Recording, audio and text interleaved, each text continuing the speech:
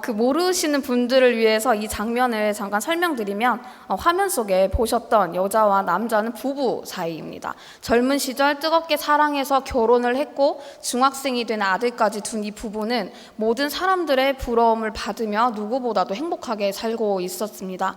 그러던 어느 날 아내는 자신과 아들밖에 모른다고 생각했던 그랬던 남편이 다른 여자와 바람을 피고 있다는 사실을 알게 되었고 이내 충격을 받게 됩니다.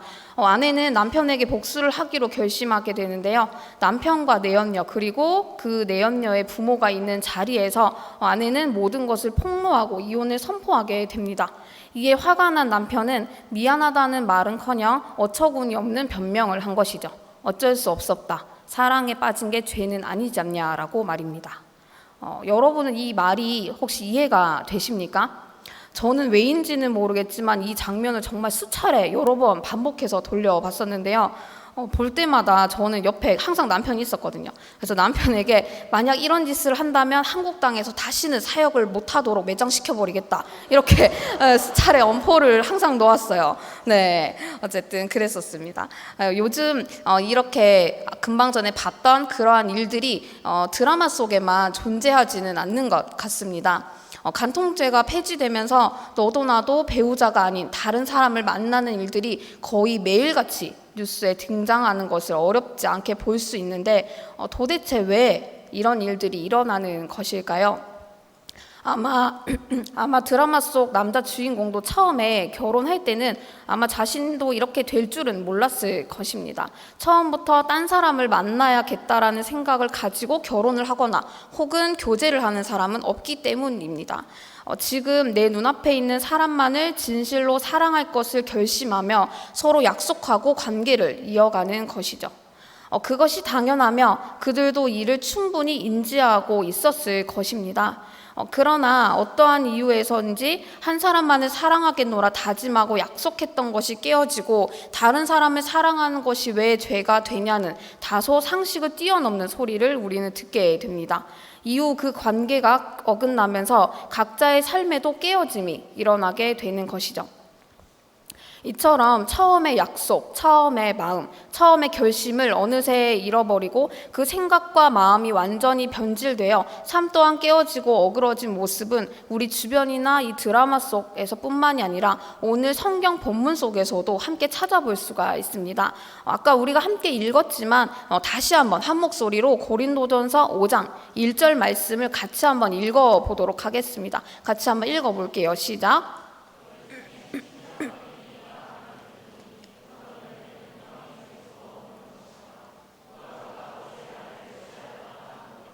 네, 이 구절을 보기에 앞서서 고린도전서에 대해 아주 간략하게 설명을 드리면 고린도라는 도시에 세워진 고린도 교회를 배경으로 하고 있습니다. 이 교회는 바울의 전도로 세워진 교회고요. 고린도전서는 바울이 고린도 교회에 보낸 서신으로서 그들의 잘못된 모습을 낱낱이 드러내어 책망하고 권면하는 그러한 내용들이 나와 있습니다. 방금 우리가 함께 읽었던 본절에는 당시 고린도 교회 성도들의 삶의 모습이 언급되어 있는데 어떻다고 말하고 있습니까? 음행이 있다라고 말하고 있죠. 근데 그 음행이 어떤 음행이냐면 아버지의 아내를 취하는 것이다 라고 설명하고 있습니다. 오늘날의 용어로 근친상간이라고 하죠. 지금도 우리 사회 속에서 결코 용납되지 않는 이러한 일들이 어떻게 교회 안에 일어날 수 있었던 것일까요? 이를 이해하려면 당시 고린도라는 지역이 어떤 지역이었는지를 살펴보아야 합니다. 고린도는 상업 중심의 도시 그리고 항구 도시였습니다. 수많은 여행자들과 상인들의 필수적 통행로였고 고린도의 항구를 통해 여러 나라의 물건들이 유통되었습니다. 이렇게 여러 나라들과의 교류가 이어짐에 따라서 자연스레 외부의 다양한 문화가 고린도 안으로 들어왔고 그와 함께 도덕적으로도 타락하기 시작했습니다. 이 도덕적 타락은 그 다양한 타락의 형태를 만들어내기 시작했는데 그 중에서도 가장 심각한 것은 바로 성적 타락이었습니다. 어느 정도였냐면 당시 고린도에는 아프로디테 신전이 있었는데 그 신전에 있는 여사제들과 성관계를 맺는 것이 제사 의식의 한 방법이었습니다. 그뿐만 아니라 고린도 안에는 성매매가 굉장히 보편화되어 있었습니다. 이것은 우리가 밥을 먹거나 커피를 마시는 것처럼 아주 자연스럽고 반드시 필요하며 정당한 것으로 생각되어졌습니다. 이처럼 성적으로 심각하게 타락한 도시, 세계적으로 굉장히 유명한 곳이 바로 이 고린도였는데요. 이러한 도시 내의 극심한 성적 타락은 교회로까지 침투해 오기 시작했고 교인들의 거룩 또한 점차 오염되기 시작하였습니다. 특히 본문에 언급된 근친상간의 죄는 성적인 죄 중에서도 가장 문란한 것으로 당시 이방인으로 불리는 불신자들 사이에서조차 보기 드문 죄였다고 합니다. 그런데 이 음행이 고린도 교회 안에서 발생하게 된 것이죠. 1절을 보면 취하였다라는 단어가 있죠. 이 단어의 본래 뜻을 보면 현재 부정사로 이 근친상간의 행위가 단회적, 일시적으로 발생한 것이 아니라 현재까지도 계속적으로 반복되어 진행되고 있었다라는 것을 의미합니다. 이에 대해 고린도 교회들의 성도들의 반응이 어떠했는지 다음 구절을 통해 함께 살펴보려고 하는데요. 2절을 또 같이 한번 한 목소리로 읽어볼까요? 시작!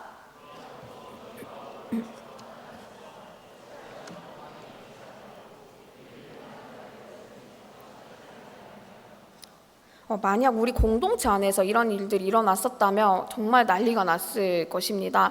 그런데 이 2절의 말씀을 보면 바울이 고린도 교인들에게 너희가 오히려 교만하여졌다 라고 책망하며 말하고 있는 것을 보게 됩니다. 성도들은 당시 고린도의 문란한 성적 문화에 이미 깊게 오염되어져서 분별력을 잃었고 교회의 영적, 도덕적 권위를 지키는 것에 대해 별로 중요하게 생각하지 않았습니다. 더불어 왜곡된 영적 판단력으로 인해 자신들의 행위에 대해 크게 잘못되었다라고 생각하지도 않았는데요. 여기에 더해서 고린도 교회 안에는 아주 이상한 믿음이 있었습니다. 그것이 무엇이냐면요. 우리는 그리스도 안에서 영적인 사람이 되었고 육적으로 행하는 모든 일에 대해서는 더 이상 문제 삼을 것이 없다라는 그러한 믿음이었습니다. 즉 이미 우리는 구원을 받았기 때문에 도덕적 제한들로부터 완전히 자유하고 내가 어떻게 행동해도 상관이 없다라는 아주 위험하고도 잘못된 믿음을 가지고 있었던 것입니다. 이러한 신념은 어디에서 시작되었는지조차 모르게 교회 내에서 빠르게 퍼져나왔고 이로 인해 고린도 교회의 성도들의 삶은 불신자들의 삶을 방불케 할 정도로 타락하게 되었습니다. 죄의식이나 죄책감 같은 건 전혀 없었습니다. 오히려 자신들이 얻은 특권으로 마음대로 살아갈 수 있음을 자랑하고 다닌 것입니다.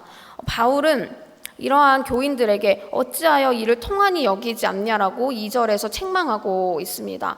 교회 내에 벌어진 행위에 대해서 깊이 슬퍼하고 또한 회개해야 함에도 불구하고 오히려 교만한 태도로 자신들의 행동을 정당화시키며 이미 구원을 받았기에 우리는 아무런 문제가 없다라고 자랑하고 있음을 강하게 꾸짖고 있는 것입니다.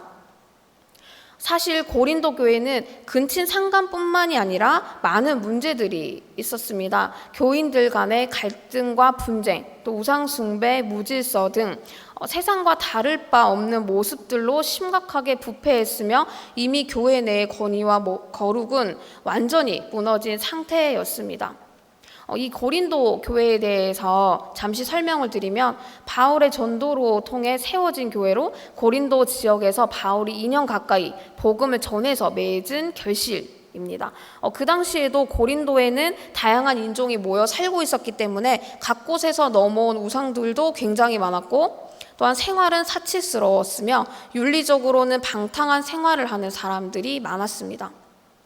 그러함에도 바울은 이러한 곳으로 찾아와 직접 전도하여 교회를 세운 것입니다. 복음이 들리지 않을 것 같았던 이곳에 사람들이 복음을 듣고 반응했다는 것과 타락한 도시 한중간에 교회가 세워졌다는 것은 굉장히 큰 의미였습니다. 이렇게 복음에 반응하는 사람들이 생겨나기 시작했고 날이 갈수록 교인들의 숫자는 늘어가기 시작했습니다. 그렇다면 이들은 분명 이렇게 복음을 들은 사람들이었음에도 불구하고 복음대로 살기는커녕 그들의 삶은 왜 이처럼 타락하고 어그러져 버린 것일까요? 누구나 공감하겠지만 사람의 생각과 기준은 곧 그 사람의 행동에까지 영향을 미칩니다. 각 개인의 생각이 앞으로의 행동을 결정하는 주요한 원인이 된다고 해도 이에 반박할 수 있는 사람은 아마 거의 없을 것입니다. 심리학을 전공하시는 분들이면 누구나 다 아시겠지만 정신분석학자 프로이드에 따르면 인간의 행동의 원인은 그 사람의 무의식적 사고에 있다고 주장을 했고, 또한 인지심리학에서도 인간의 사고와 행동의 상관관계가 유의미하다는 것을 주장했습니다. 앞서 말한 심리학의 이론들을 종합적으로 정리해보면 각 사람의 생각은 행동을 결정짓기 때문에 어떠한 사고와 기준을 가지고 있는지가 중요하다라는 결론을 도출해낼 수가 있습니다. 더불어 각 사람의 행동이 획일화되지 않는 것처럼 각자의 생각과 기준도 모두 다양하고 다르다는 것을 우리는 서로 쉽게 알 수 있습니다. 그러나 이 다양한 사람들에게 공통적으로 적용되고 요구되어지는 것이 있는데요. 그것은 바로 규칙, 법입니다. 하기 싫어도 내가 동의하지 않을지라도 한 나라의 국민으로서 지켜야 하는 의무가 있고, 또한 지켜내야 질서가 무너지지 않는다는 것을 모두가 알기 때문에 지키기 위해 또 애를 씁니다. 그러나 간혹 이러한 어떤 법과 약속을 어기고 질서를 깨뜨리는 사람들이 있습니다. 아까 앞부분에서 함께 나누었었던 부부의 세계 기억하시죠? 좀 자극적인 소재이긴 하지만 불륜을 예로 들 수 있을 것 같은데요. 불륜은 보통 내가 이러는 건 다른 사람이랑 달라, 잠시만 이러는 거야, 어차피 돌아갈 거야 라는 생각으로 시작된다라고 합니다. 불륜이 죄라는 것을 알면서도 나의 정욕과 즐거움 앞에 합리화를 시켜 약속과 규율을 왜곡해 받아들이고 그것이 곧 행동으로 이어지게 되는 것이죠. 네, 다른 예시도 한번 들어볼까요? 창세기 3장을 보면 하와가 뱀과 대화하는 장면이 나옵니다. 다들 이미 너무나 잘 알고 계시겠지만 창세기 2장에서 하나님은 에덴 동산 각종 나무 열매는 먹어도 되지만 선악을 알게 하는 나무의 열매, 즉 선악과는 먹지 말라라고 명령하셨습니다. 그 이후 뱀이 하와에게 접근하기 시작하죠. 하나님이 진짜 동산의 모든 열매를 먹지 말라라고 했냐라고 물었고, 그러한 뱀의 질문에 대해 하와가 대답을 하게 됩니다. 뭐라고 대답했는지 창세기 3장 3절 말씀을 다 함께 읽어보도록 하겠습니다. 함께 읽어볼게요. 시작.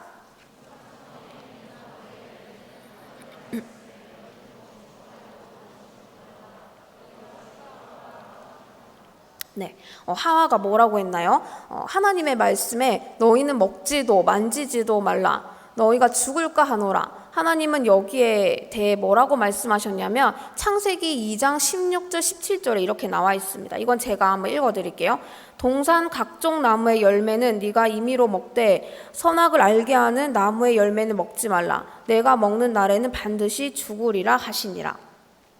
선악과를 먹으면 반드시 죽는다고 했습니다. 그런데 하와는 뭐라고 했습니까? 죽을까 하노라 라고 답을 하죠. 어조가 애매하게 느껴지지만 하와도 분명 이 선악과를 먹으면 어떻게 되는지 잘 알고 있었던 것으로 보여집니다. 그런데 뱀은 하와의 대답에 대항하여 죽지 않는다라고 말을 합니다.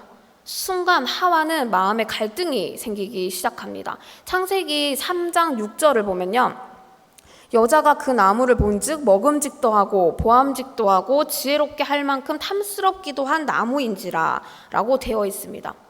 하와는 분명 자신이 이 열매를 먹으면 죽게 된다는 것을 알고 있었음에도 불구하고 죽지 않는다는 뱀의 말과 또한 자신의 눈앞에 보이는 먹음직하고 보암직한 열매로 인해 내적 갈등을 겪게 됩니다. 그리고 하와는 잠깐의 갈등 끝에 결국 하나님이 먹지 말라고 했던 그 선악과를 먹게 됩니다. 하와가 이러한 행동을 하기로 결정한 주 원인은 무엇일까요?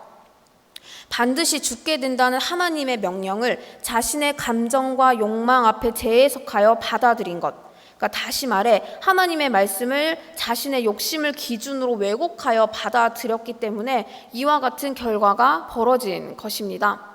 결국 하와의 자기 욕심으로 인해 아담도 범죄하게 되었고 그 후 하나님과의 관계를 비롯해 자신의 모든 삶의 깨어짐이 일어나게 되었습니다.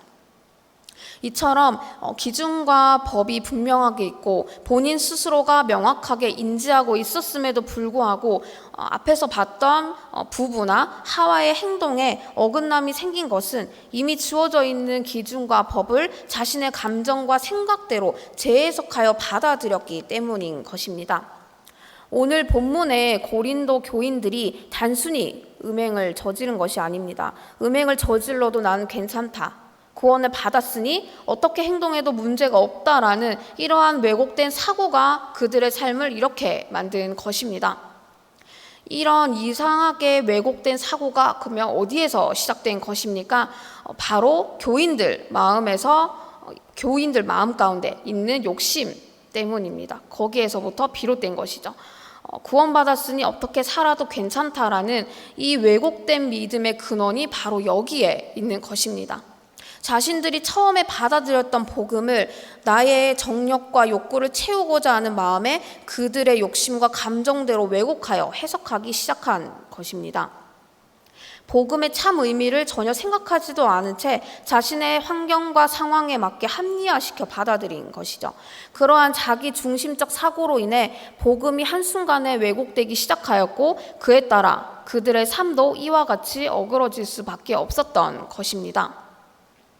여기에서 고린도 교인들이 가장 잘못한 부분이 무엇이라고 생각하십니까? 음행일까요? 아닙니다. 자신의 정욕을 채우고자 우리의 유일한 소망이 된 그 고귀한 복음의 원의미를 무시한 채 그럴듯한 이유를 만들어내어 마음대로 왜곡하여 해석한 것, 바울이 전했던 십자가 복음을 다른 의미로 변질시킨 것, 자신의 입맛에 맞게 바꾸어 버린 것, 그것이 이들의 가장 큰 실수이자 잘못이었습니다. 그들의 잘못으로 인해서 고린도 교회의 타락은 순식간에 이루어졌고 바울이 처음 전했던 복음의 모습은 조금도 찾아볼 수 없게 되었습니다. 그들의 삶과 교회만 타락한 것이 아니라 복음까지도 타락해 버린 것입니다. 이러한 고린도 교인들에게 오늘 본문 속에서 바울은 뭐라고 하였을까요? 오늘 본문인 5장에서는 음행한 자를 어떻게 처리해야 하는지에 대해서 이야기하고 있지만 고린도전서 전체의 문맥 속에서 당시 고린도 교회 내의 문제에 대해 바울의 총체적인 메시지를 살펴보고자 합니다. 고린도전서 15장 1절과 2절 말씀을 다 함께 한 목소리로 읽어보도록 하겠습니다. 함께 읽어볼게요. 시작. 내가 너희에게 전한 복음을 너희에게 알게 하노니 이는 너희가 받은 것이요 또 그 가운데 선 것이라. 너희가 만일 내가 전한 그 말을 굳게 지키고 헛되이 믿지 아니하였으면 그로 말미암아 구원을 받으리라. 바울은 이미 고린도 교인들이 복음을 받은 자라고 말합니다. 바울이 전했던 복음을 듣고 그의 반응했음을 의미하는 것이죠. 그런데 그 복음을 너희에게 알게 한다라고 말하고 있습니다. 이 말은 이미 복음을 전했지만 다시금 반복해서 알게 하도록 전한다라는 말입니다. 왜 그럴까요? 앞서 봤던 것처럼 고린도 교회 내의 복음은 이미 사라진 상태였습니다. 자신들의 욕망으로 인해 복음을 변질시켜 왜곡하였고 이로 인해 그들의 삶은 물론 복음까지도 완전히 타락시켰기 때문입니다. 바울은 복음을 잃어버린 이 고린도 교인들을 향해 다시금 진리의 복음을 기억해야 된다라고 이야기하고 있는 것입니다. 그와 더불어 바울은 복음을 기억하는 것에서 그치지 말고 2절에서 말하는 것처럼 받은 복음을 굳게 지키고 헛되이 믿지 말라라고 말하고 있습니다.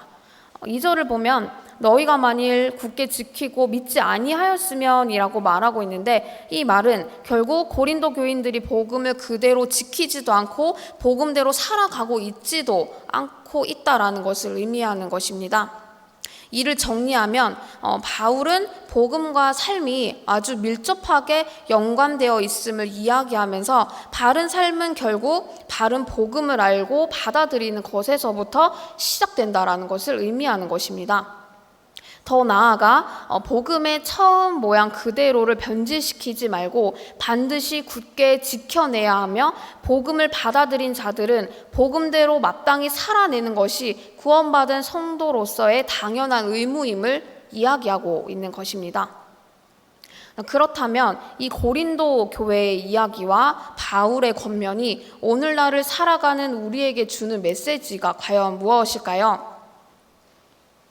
예수님 믿으면 좋은 회사 취업될 거야. 나는 어차피 구원받았으니까 적당히 믿고 적당히 내가 하고 싶은 거 즐기며 살아도 돼.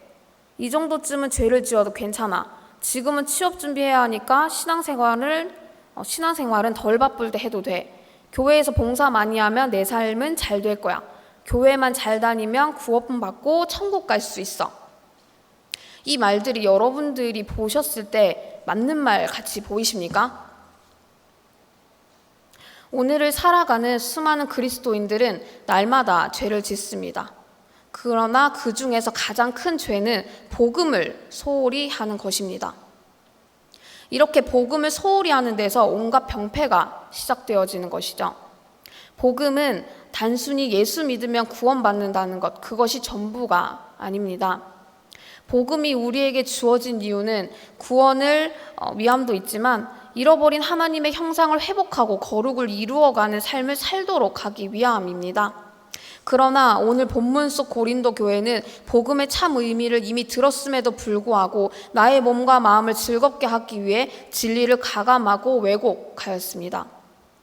나의 필요 욕구를 충족시키기 위해 여러 다양한 모양으로 바꾸고 변질시켜 버린 것이죠. 이로 인해 복음은 마치 세상의 세속적인 문화 수준으로 전락하여 타락하였고, 우리의 삶도 거룩과 멀어져 점차 어긋나기 시작하였습니다. 아까 예시로 들었던 말들도 바로 여기에 다 해당이 됩니다. 맞는 것 같이 느껴지지만 결국 나의 편안함을 위해 나를 즐겁게 하는 것들을 누릴 수 있도록 그럴듯한 말들도 합리화시킨 그러한 말들인 것이죠. 예수 그리스도와는 전혀 상관이 없는 아주 지극히 자기 중심적이고 세속적인 이상한 복음을 만들어낸 것입니다. 안타까운 것은 이런 왜곡된 진리가 우리 안에도 아주 파다하다는 것입니다. 어쩌면 우리 마음 깊은 곳에서는 이미 알고 있는지도 모르겠습니다. 다만 나의 편안함과 즐거움을 위해 모른 채 하고 있는 것이죠. 그러나 성경은 복음에 대해, 복음대로 사는 삶에 대해 이와 같이 단 한 번도 말한 적이 없습니다. 성경은 우리에게 나의 욕심과 적당히 타협하며 살라고 말한 적이 결코 없다는 것입니다. 오늘날 교회가 거룩성을 잃고 무너지는 이유는 바로 여기에 있습니다. 내가 복음을 변질시켰기 때문인 것이죠. 그렇다면 복음이 무엇일까요? 바울은 복음에 대해 로마서 1장 16절에서 이렇게 말합니다. 내가 복음을 부끄러워하지 아니하노니 이 복음은 모든 믿는 자에게 구원을 주신 하나님의 능력이 됨이라. 다시 한번 읽어드릴게요. 내가 복음을 부끄러워하지 아니하노니 이 복음은 모든 믿는 자에게 구원을 주시는 하나님의 능력이 됨이라. 복음은 하나님의 능력이라고 바울은 성경에서 정의하고 있습니다. 이 하나님의 능력은 인간 스스로 해결할 수 없는 죄의 속박에서 하나님 당신이 주권적으로 우리를 구원하여 영원한 생명을 누릴 수 있게 하는 거부할 수 없는 불가항력적인 은혜를 뜻합니다. 더불어 하나님의 능력은 우리로 하여금 예수 그리스도의 절대적 주권 앞에 나의 욕심, 나의 주권, 나의 삶을 완전히 복종시키는 강권적인 능력입니다. 이것이 바로 성경에서 말하는 복음인 것이죠. 이 외에 다른 모양의 복음은 결코 존재하지도 않으며 있을 수도 없습니다. 여러분이 믿고 있는 복음은 참된 복음입니까? 아니면 여러분들의 왜곡된 해석으로 인해 무너진 타락한 복음입니까? 우리에게 구원의 능력되는 그 참된 복음이 무엇인지를 다시금 알기를 원합니다. 더불어서 이 복음의 참 의미를 변질시키지 않고 그대로 지켜내며 살아낼 수 있는 저와 우리 갈릴리 모든 청년들 될 수 있기를 주님의 이름으로 소망합니다.